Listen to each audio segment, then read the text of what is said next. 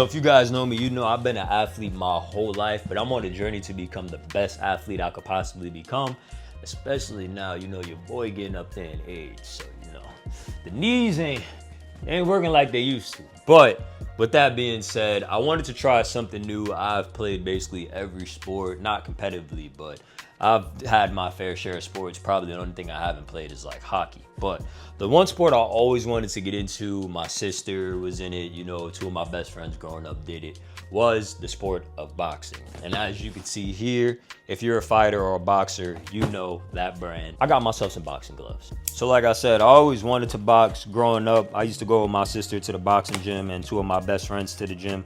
Never really just did it, but when I moved to Miami, I tried to do it. Kind of stuck with it for like a month and then kind of just gave up. But the one thing that I did like about the sport is that it definitely taught you discipline, and it showed that you just got to stay consistent with things, and that's with everything in life. So the gloves that I went with is their infamous T3 glove. I got them in 16 ounces just because I'm gonna use them for everything. I know you're not supposed to use bad gloves with sparring and mitt work and all that, but honestly, these gloves are expensive, bro. They cost me $200. I originally was gonna go with the synthetic leather, but I went with the Kampiki leather. Correct me if I'm wrong down below. I believe it's Kampiki leather, which is like Japanese for perfect. Let's open these. Boy, these is fly.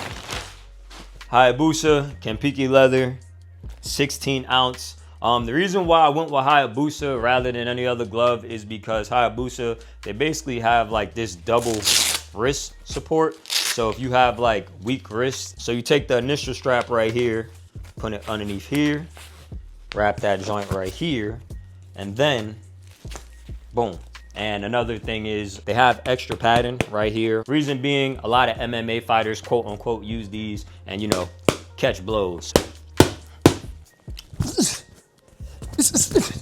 These feel good, man. These 16. Now, I know people say go like 14, 16 for bad work, like 12 for mitt. Like I said, bro, $200. These about to be my everyday, everything jack of all trade gloves. So, like I said, I am looking for a gym down here in CLT. I do have a heavy bag downstairs in my gym, so just gonna be, you know, hitting that.